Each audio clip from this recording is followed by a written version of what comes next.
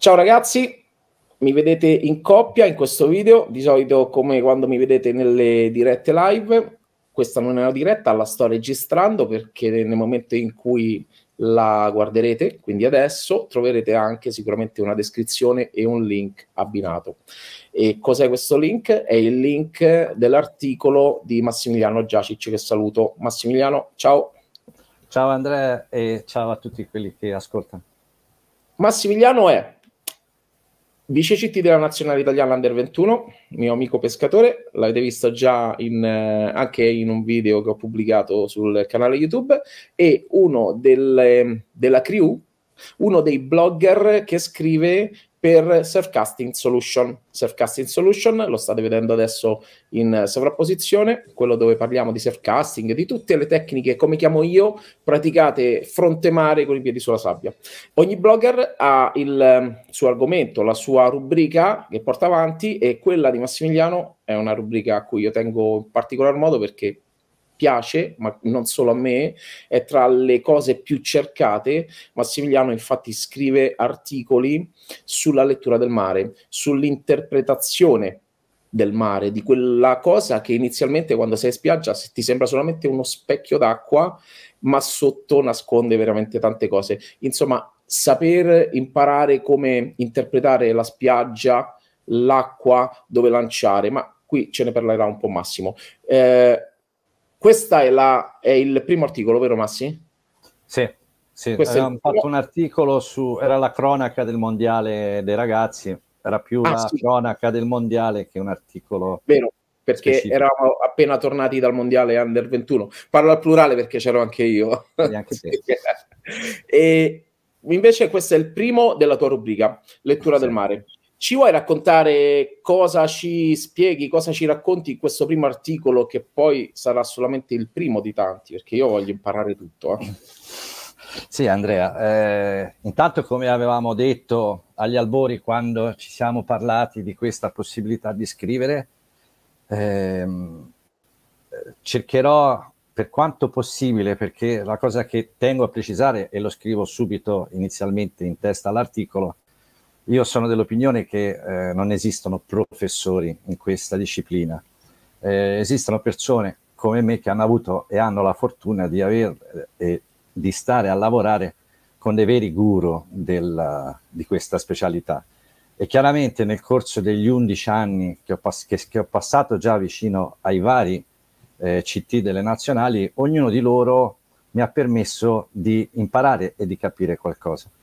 E soprattutto ci stiamo rendendo conto che soprattutto a livello di lavoro con i ragazzi, con la nazionale e con i ragazzi che fanno il campionato italiano, ed è lì che in pratica noi ci siamo interfacciati sulla possibilità di scrivere, gli argomenti che andiamo a toccare sono, oltre i soliti che si trovano da tutte le parti, i calamenti, le canne, i mulinelli, eccetera, eccetera, è proprio la parte che reputiamo un pochino più complicata, che è l'interpretazione del mare.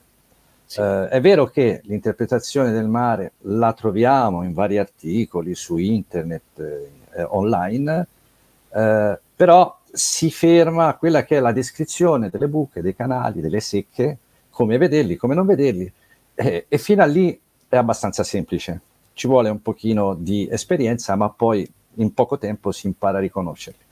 Il problema è come affrontarli nelle varie condizioni di mare che si vanno a prospettare, e soprattutto poi nel tempo chi ha la fortuna di poter pescare anche in oceano, le grosse differenze che ci sono fra Mediterraneo e oceano.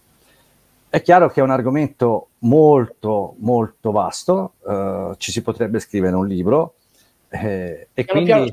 Però, e quindi io cercherò non di insegnare, perché non mi sento né un professore né un insegnante, ma di mettere a disposizione quello che le esperienze vissute mi hanno permesso di capire, e di mettere per iscritto quello che poi in pratica negli stage dei ragazzi ai campionati italiani spieghiamo ai ragazzi. Che io ho assistito. E tu hai assistito, ed è lì che ti si è accesa la lampadina. Si è accesa la lampadina, ho detto questa cosa dobbiamo portarla.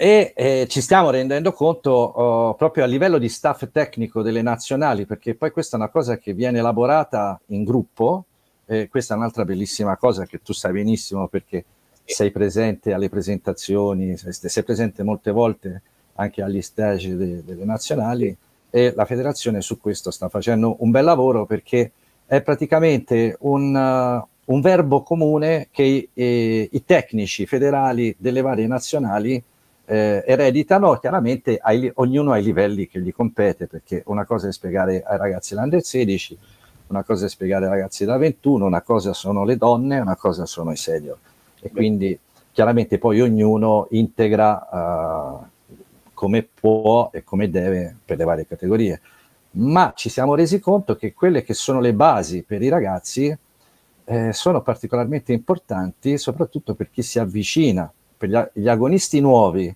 e per chi si avvicina all'agonismo, riuscire a fargli ragionare su dei dogmi del mare, della pesca in mare, che partono soprattutto dal capire dove i pesci in quelle condizioni stanno. E detto così e scritto è sicuramente più semplice, ma la speranza è quella che spiegando questi punti le persone possano trarne un vantaggio, e magari sarebbe molto interessante interfacciare con il blog se le persone hanno delle domande specifiche, sì. perché è tutta una serie di conoscenze che porta a capire il movimento del mare, che come hai detto bene te prima viene visto come una massa d'acqua, in realtà è una fonte di energia continua e che si muove in modi ben specifici e spesso non lineari e paralleli, ma spesso e volentieri sinuosi, mentre noi siamo portati a immaginarle sempre verticali o perpendicolari o paralleli, mentre invece in realtà le correnti creano veramente dei canali sinuosi, per cui a volte noi non ci spieghiamo perché succede questo, e cercare di fargli capire perché succede. Perché io sto pescando alla stessa distanza, con lo stesso calamento, le stesse esche di quello accanto a me, lui prende pesci o no? Io no. È spiegabile, è tutto spiegabile. Possono essere diverse le cause, e negli articoli cercheremo di evidenziare questo per portare proprio le persone che si appassionano a questo sport, a questa attività, a ragionare e a poter anche amplificare quelli che sono i concetti della lettura del mare.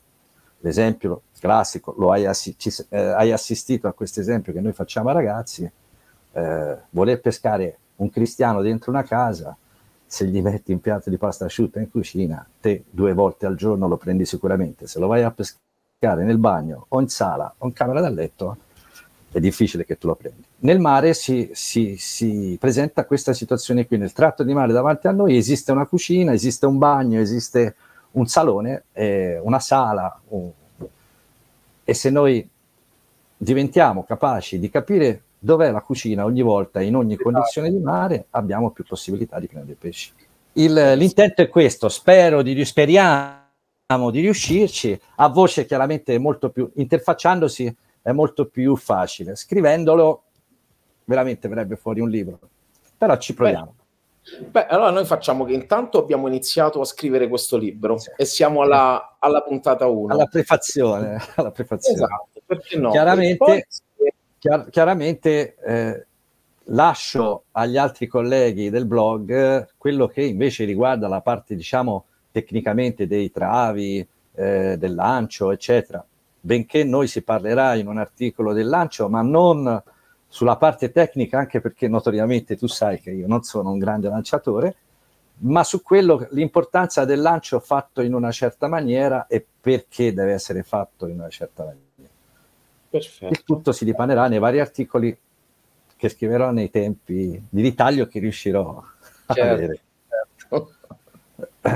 Io volevo dire una cosa, inizialmente ti ho presentato molto rapidamente, ho dato per scontato che chi ci segue, insomma, ti conosce perché già abbiamo fatto varie dirette insieme, tuttavia nell'articolo che trovate, in fondo all'articolo c'è anche la biografia di Massimiliano Giacic, quindi è inutile dilungarci, no, qui chi sono, cosa ho fatto, eccetera. Però mi è venuta a mente un'idea adesso, visto che poi a me si accendono le lampadine ogni volta che parli. Magari, che ne so, dopo il secondo articolo, quando vediamo che c'è un po' di interazione con questa rubrica molto, molto cercato, possiamo anche magari organizzare una bella live dedicata proprio alla lettura del mare, dove potresti rispondere a delle domande, così come facciamo spesso io e Luca in diretta, ci mettiamo lì e rispondiamo alle domande che ci fanno. Poi le domande che non conoscono rispondono. Quelle che non conosciamo poi però chiediamo a chi di dovere e sapremo rispondere. La speranza, Andrea, lo sai, è quello di riuscire a avere più adepti possibili, che si divertano, che vadano in spiaggia, che prendano pesci e che con i nostri consigli migliorino. Poi se vogliono diventare agonisti ben venga, e se non lo vogliono diventare ma prendono i pesci e si divertono, ben venga uguale. Ben venga lo stesso. No. Bene, allora a questo punto io sono pronto a pubblicare l'articolo. Questo vuol dire che se stai guardando questo video, proprio tu, in questo momento l'articolo è pubblicato, clicca sul link, lo trovi sopra o sotto a secondo di dove stai guardando questo video, e sotto l'articolo c'è un commento, cioè lascia commenti. Se hai qualche domanda puoi iniziare lì. Sotto nella sezione commenti puoi lasciare la tua domanda per Massimiliano Giacic. Io, Massi, ti ringrazio come al solito per la tua enorme disponibilità e mando i nostri lettori a leggere il tuo articolo e ci vediamo in qualche prossima live, diretta, pescata insieme, insomma. Quando vuoi, va benissimo. Buona lettura a tutti. Grazie. Ciao Max. Ciao Andrea. Ciao, ciao, ciao.